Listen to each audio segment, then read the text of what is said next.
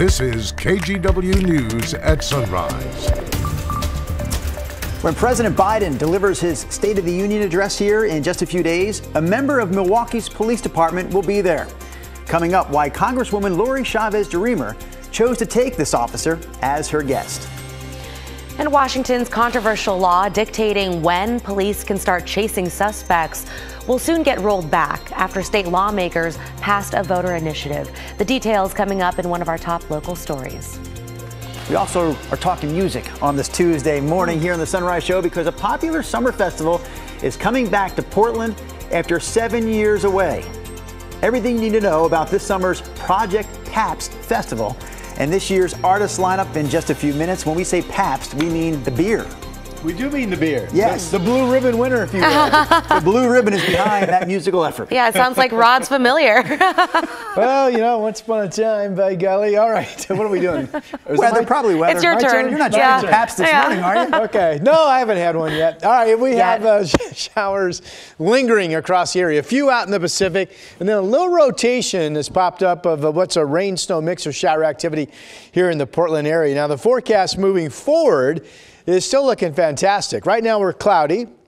We expect to see developing sunshine, and for the showers once we get through the early morning hours to mostly end. We're at 40 degrees right now. So again, you might find some moisture as you head out the door. 44 at noon, still a lingering shower chance mainly over the mountains at that point, and then later today just completely dry. And we will have some decent sunshine. It will still be cool. I have today's high up to 47 degrees. Back to you. All right, Rod, thank you for that update. Right now, we want to get to our top story this half hour. This Thursday, of course, President Biden will deliver his State of the Union address to the country. Yeah, and a local behavioral health specialist with the Milwaukee Police Department will be among the special guests. Devin Haskins is live in our newsroom with the details. Morning, Devin. Yeah, good morning. We're talking about Glenn Sukanik, who's a behavioral health specialist with the Milwaukee Police Department. He's been doing that for more than a year. Sukanik will fly out today and head to Washington, D.C. He's going to be to this speech as a special guest of Oregon Representative Lori Chavez-DeRemer. For years, Sukanik has worked closely with law enforcement, helping with diversion programs that are meant to avoid unnecessary arrests and help those with addiction issues, which is something he has dealt with during his life. He says he's battled addiction, spent time in jail, and even experienced homelessness. He turned his life around and now holds 2 master's degrees, one in social work as well as one in addiction counseling. He now helps others using some of his own experience. I don't think anybody wakes up and wants to be a drug addict or homeless. It really goes back deeper. We're looking at mental health, we're looking at trauma, we're looking at childhood, we're looking at access to affordable housing.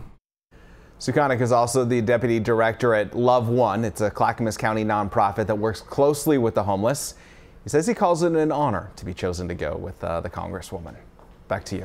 All right, Devin, thank you for that report this morning live in our newsroom. Next up this morning, the state of Washington, where lawmakers passed a voter-backed initiative that changes what has been a controversial police pursuit law in the state. The initiative goes into effect here in 90 days and will give police in Washington the ability to pursue suspects who have broken the law. Back in 2021, the state restricted pursuits to certain crimes, including DUIs, escapes, and sex crimes. Legislators who back then backed that law argued at the time that it prevented deaths, not only police and suspect deaths, but also bystanders. But now the state is changing course.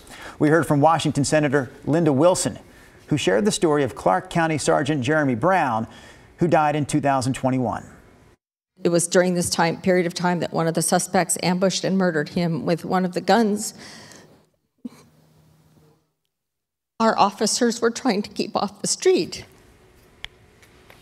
This new state initiative allows police to pursue suspects for any law that's broken, although cities and counties in Washington can still choose to have their own more restrictive policies on police chases. Meanwhile, in Oregon today, law enforcement and experts at OHSU plan to testify in Salem about a law meant to take guns away from people who are considered a danger to themselves or others. Some officials say Oregon's red flag law, called the Extreme Risk Protection Order, or ERPO for short, is underused and could save lives. Today, experts plan to share data and compare Oregon's law to other states' laws. Under Oregon law, family members, law enforcement, or roommates can request a protective order from a judge that'll be addressed within 24 hours. And if approved, it lasts 1 year. This morning, the owner of a Portland music ticketing agency is trying to find a one-of-a-kind guitar signed by Chris Isaac. Isaac is a famous singer, guitarist, and frontman of the band Silvertone. Amy Maxwell, the owner of Ticket Tomato on South Virginia Avenue and McAdam, says on Saturday her landlord notified her that there was a break-in at her building. When she got there, the guitar was missing, and the instrument has a pretty special meaning to her. Maxwell says her best friend, who died in 2018, won that guitar at an auction.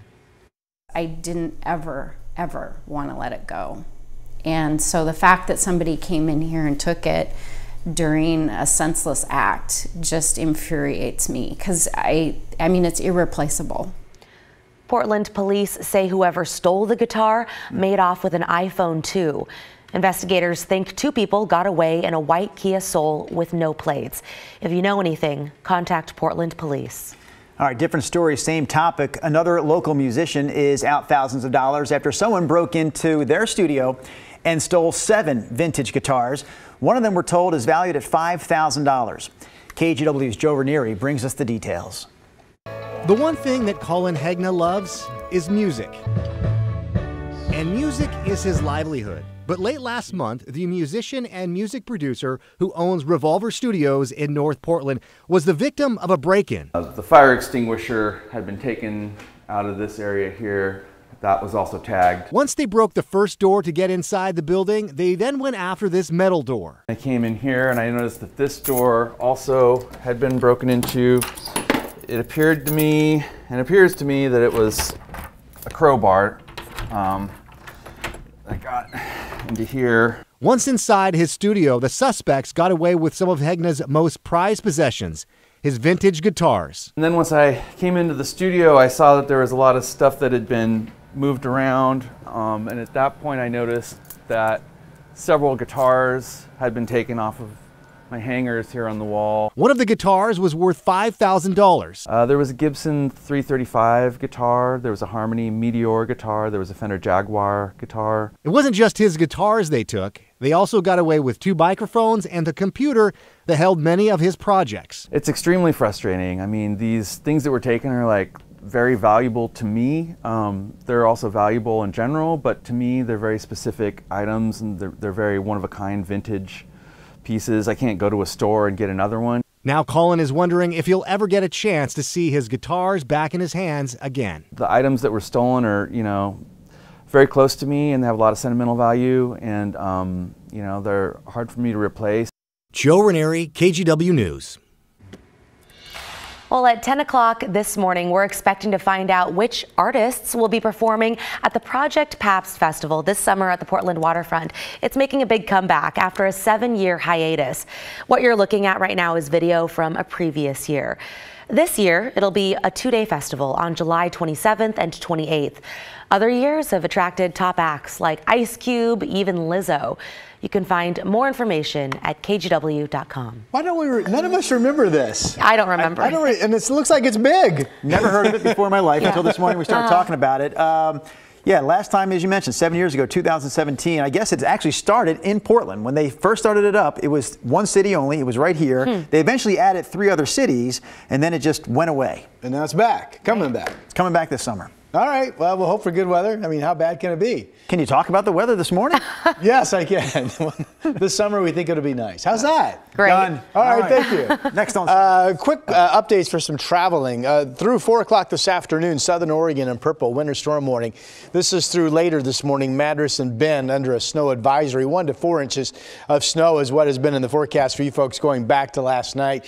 Here's our snow projection. I don't have the digital numbers on it, but I can tell you that right here, this medium shade is around 3 to 6 inches of potential snow, and then you've got some darker areas that could go 6 to 12 inches.